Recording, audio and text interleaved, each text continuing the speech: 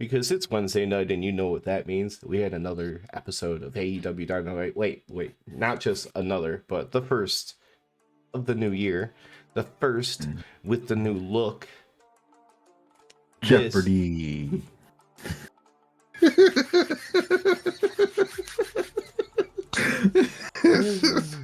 I should have waited for the "this is."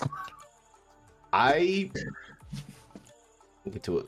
I'll have to remember to cut this up a little bit, but I'm gonna have to see if I can download a quick soundbite of that to put over there, and then cut out this conversation part.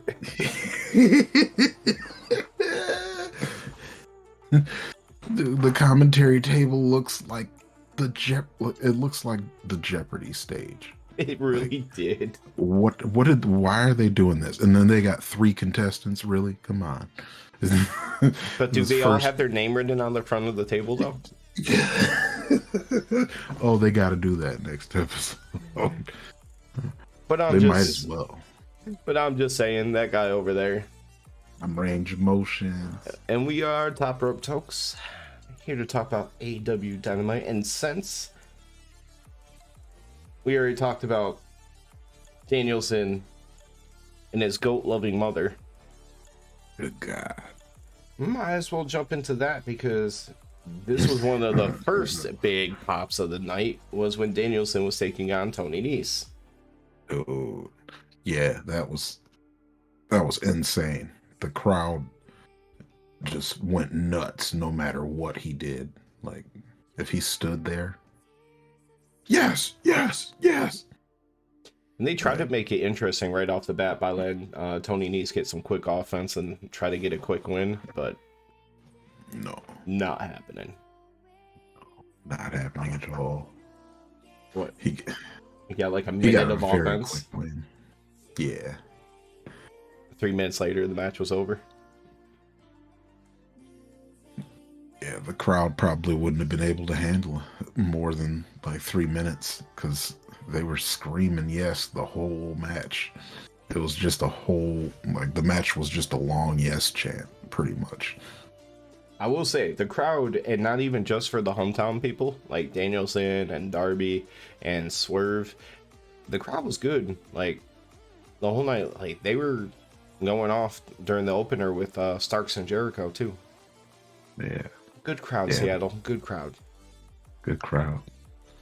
I mean, they gave them a whole lot of hometown stuff to be happy about, too. But see, yeah. I would say the real test is Rampage. But Rampage isn't the same this week. Oh, yeah. Nope. Rampage is going to be so difficult. It's going to be so difficult. But after Knee's got some quick offense in, he went to go for another running knee in the corner, this time with his knee pad down. But Danielson's able to get out of the way, which led to a Bizarro knee stomps and then passing out in a submission, which I'm not sure if it was supposed to be the Regal stretch. Might have been. Yeah. It was the Bryan Danielson version. But we'll just call it that. He wasn't in it long because, you know, he was already out cold from the Danielson stomps. Yeah, he was sleeping in and stuff. Taking a nap. But of course, he's at home. He had a quick match. And he's currently trying to feud with the AEW World Champion. So, of course, Danielson had to grab the mic after. Speak to his home state crowd. He was like, fight me. I mean, it wasn't really much to it. He was like, great to be home. He's feeling froggy.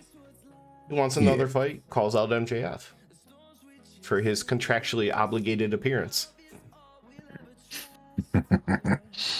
There we go. Perfect. MJF can kill 2 birds with 1 stone here.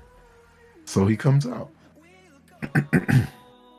Yeah, because if it wasn't then, it's like, all right, if I don't do it now, I gotta go out there and just bullshit my way through something later. So yeah, so he comes out to oblige brain damage Brian, and That was when that whole goat thing came out. there was a whole lot of things said from this point. I quit trying to take notes because I was going to end up having to put too much. Yeah, there was nuts. There was he said Bryan Danielson looks like the GOAT, first of all. Doesn't make him the GOAT. He is the GOAT. He looks like a GOAT. And that shit is funny as fuck because they had the camera on Danielson. And I was like, yeah, he looks like a bearded goat. Always had the nickname in the ring joke for a long time, so it works. But yeah, like that's good. MJF doesn't say it, but he alludes to it, saying it would make sense considering like all these women here in Seattle. I'm trying to find a male suitor and couldn't find a single one, so I'm kind of alluding to the fact that brain damaged Brian might come from a little bestiality. Yeah, his mom's into goats and stuff. This little back and forth between them was not anything like what I imagined it would be. Yeah, it was real childish, but I enjoyed it. Because Danielson came back and he later even acknowledged that, yeah, I made a mom joke, so what? Comes back and says, that's funny, MJF, because all the boys in the back, we talk about how many suitors that your mother's had, and just starts talking about people in the crowd, possibly being one of them. Says, yeah, he was like, how many people in the crowd? And then they go nuts. So I'm assuming most of the crowd has been a suitor of MJF's mom. But MJF got him back when he said that Disco Inferno was top 3. So back to the GOAT comment, he's like, he actually is the greatest in the business because he has people putting him over like Disco Inferno. Boy. The first name he dropped, and at that point I have no idea where this is going. I don't even remember who else he said. Eric Bischoff was number 2. Oh, yeah. And Jim Cornette. Yeah. With a smug ass smile on his face when he got to talk about Jim Cornette. But Disco Inferno, though. I have something to tell you off air because it I would say kind of like a political comparison as to why those three are all paired together. Yeah. So MJF isn't going to do the whole I'm gonna pick 5 people and then you get to fight me thing. No, instead he says, I talked to that nerd backstage, Tony Khan, crunch some numbers, and he says, if you were to wrestle on Dynamite every single week through February 8th and win every single match, you would be number 1 contender. I have a question for you though. Rankings restart in the new year, correct? I guess. They're supposed to. This was the first Dynamite of the year. Only a handful of people are going to have singles matches after the end of this week, so technically, wouldn't he have a leg up on a lot of people? Yes. I mean, they're still going to consider last year, but as far as this year's go, he is the number 1 contender. I'd say so.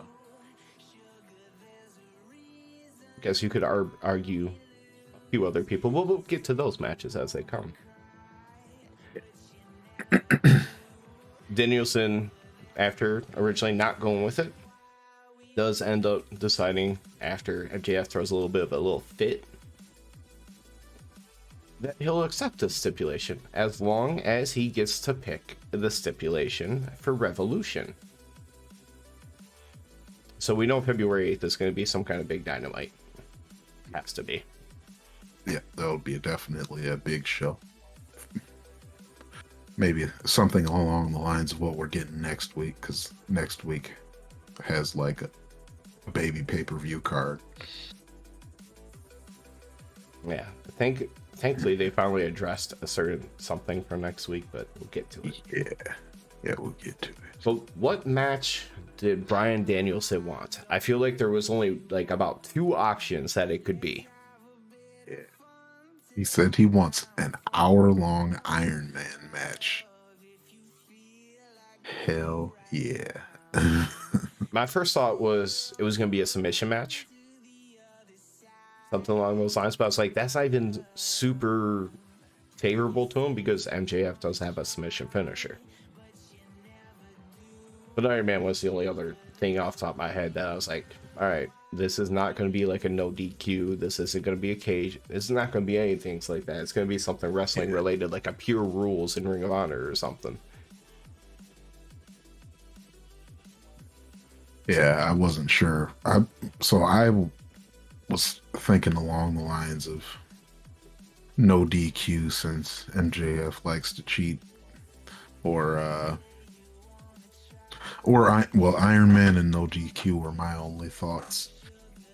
I haven't seen anyone ever offer up a submission match in a long time, so I was like, that would make sense for Danielson's character, and especially talking about being the best professional wrestler, make it a wrestling style match.